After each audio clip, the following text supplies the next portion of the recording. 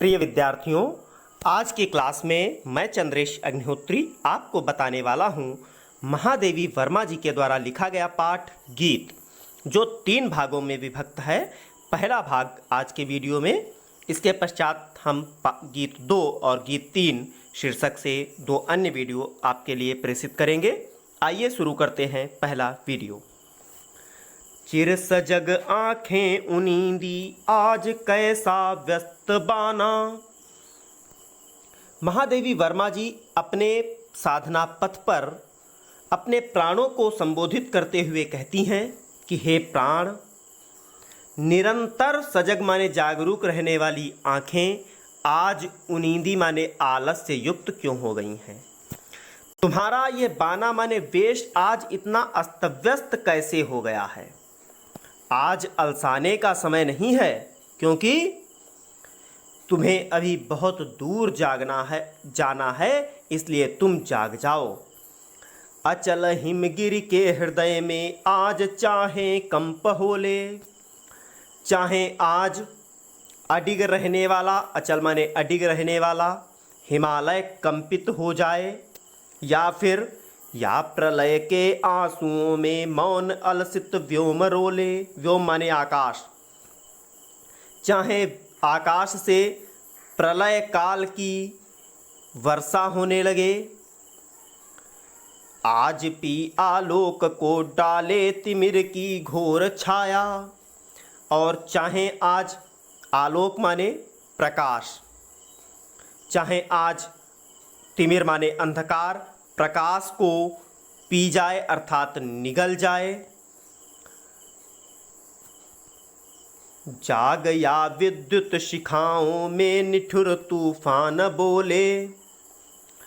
चाहे चमकती और कड़कती हुई बिजली में से निष्ठुर तूफान बोलने लगे, तो भी पर तुझे है नाश पथ पर चिन्ह अपने छोड़ आना।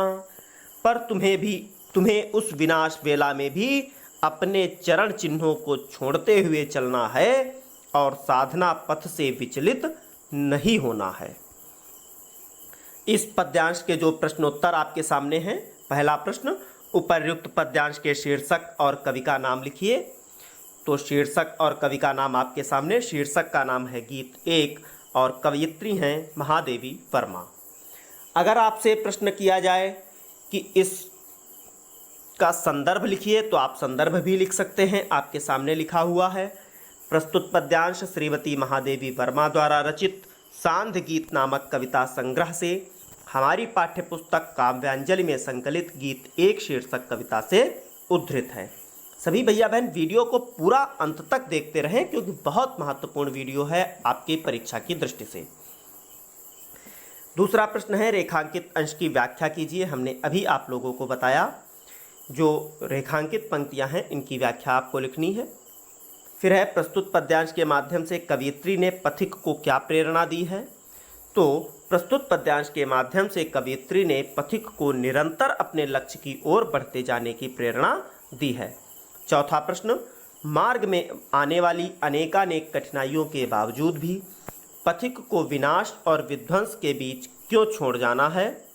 तो इस प्रश्न का उत्तर होगा, जो चौथा प्रश्न है कि मार्ग में आने वाली अनेकानेक कठिनाइयों के बावजूद भी पथिक को विनाश और विध्वंस के बीच नव निर्माण के चित्र छोड़ जाना है। अगला प्रश्न, हिमगिर शब्द के 2 पर्यायवाची कौन कौन से हैं? तो हिमालय और गिरिराज, ये हिमगिर शब्द के 2 पर्यायवाची हैं। अगले पद में कवयित्री महादेवी वर्मा जी साधना मार्ग में आने वाली विभिन्न कठिनाइयों का उल्लेख करते हुए कहती हैं, बांध लेंगे क्या तुझे यह मोम के बंधन सजीले। क्या मोम के समान शीघ्र ही पिघल जाने वाले अस्थिर किंतु सजीले सांसारिक बंधन तुझे रोक लेंगे, अर्थात साधना मार्ग से विचलित कर देंगे। पंथ की बाधा बनेंगे तितलियों के पर रंगीले। क्या तितलियों के रंगीन पंखों के समान, पर माने पंख, तितलियों के रंगीन पंखों के समान क्या संसार के रंगीन आकर्षण तुम्हारे मार्ग में बाधा बन जाएंगे। विश्व का क्रंदन भुला देगी मधुप की मधुर गुनगुन। मधुप माने भौरा। क्या भौरों की मधुर गुंजार तुम्हें इस संसार का करुण क्रंदन सुनने से रोक सकेगी? क्या डुबो देंगे तुझे यह फूल दे दल ओस गीले। हे प्राण, क्या यह पुष्पों की पंखुड़ियों पर पड़ी हुई ओस का सौंदर्य अपने में डुबोकर तुम्हें साधना पथ से विचलित कर देगा? तू न अपनी छाह को अपने लिए कारा बनाना। हे प्राण, तुम अपनी परछाई को ही अपने लिए बंधन मत बना लेना। तुम जाग जाओ, क्योंकि तुम्हें अभी बहुत दूर तक जाना है। इसलिए तुम इन आकर्षणों के मायाजाल में मत फंसना। वज्र का उर एक छोटे अस्त्रकण में धो गलाया। इन पंक्तियों में सांसारिकता में पढ़कर अपनी साधना से कभी विचलित न होने की कामना कवित्री कहती है और कहती है, वज्र का उर एक छोटे अस्त्रकण में धो गलाया। वज्र के समान कठोर तेरे उर माने हृदय को प्रियजनों के जरा से रोने धोने ने गला दिया। देज किसे जीवन सुधा दो घूंट मंदिरा मांग लाया।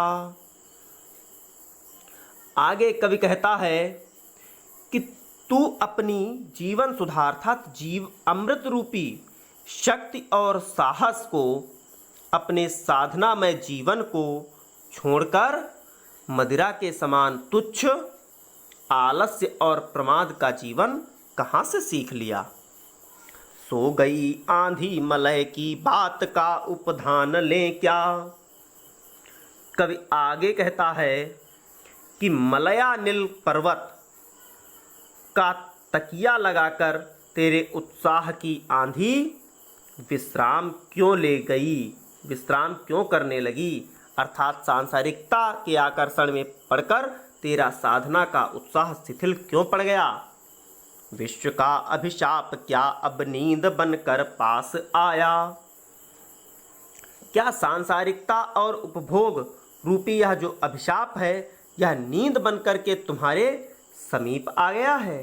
अर्थात आलस्य की नींद में सुलाने के लिए तो नहीं आ गया। अमरता सुत चाहता क्यों मृत्यु को उर में बसाना।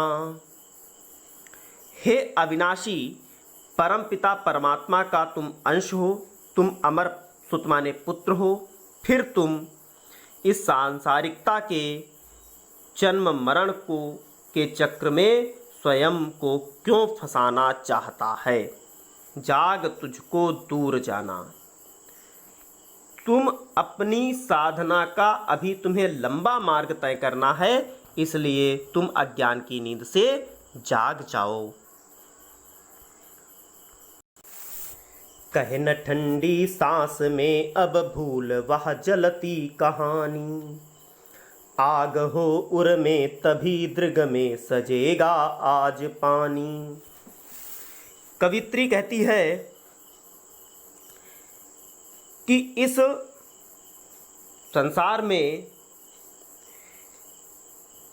निश्चित रूप से दुख आता ही है, परिस्थितियों का आक्रमण होता ही है, परंतु कहे न ठंडी सांस में अब भूल वह जलती कहानी।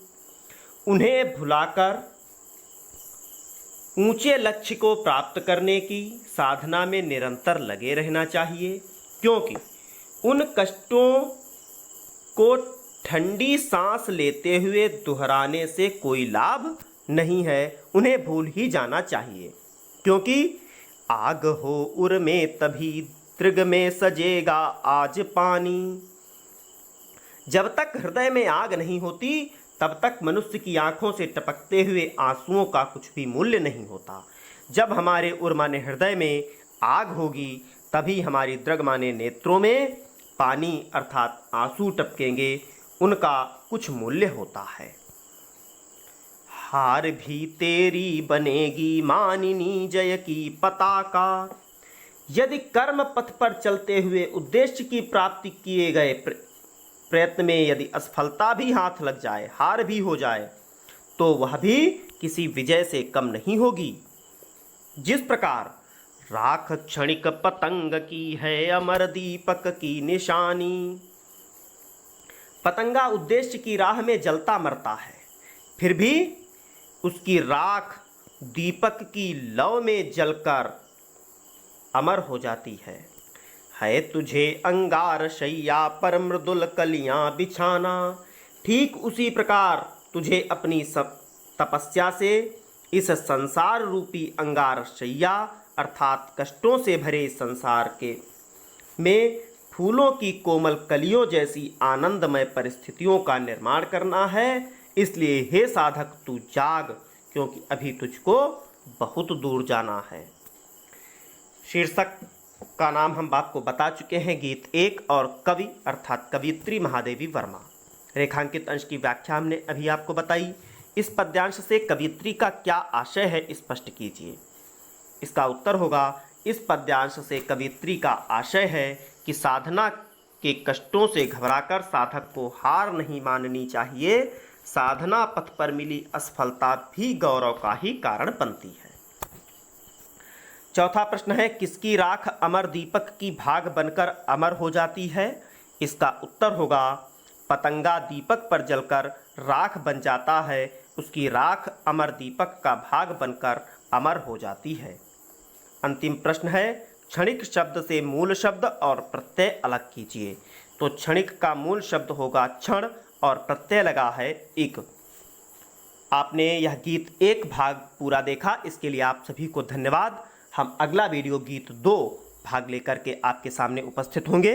आप सभी उस भाग को भी अवश्य देखें, अपने सभी मित्रों को वीडियो शेयर करें, और अगर चैनल अभी तक सब्सक्राइब नहीं किया है तो चैनल सब्सक्राइब कर लें। धन्यवाद। जय हिंद।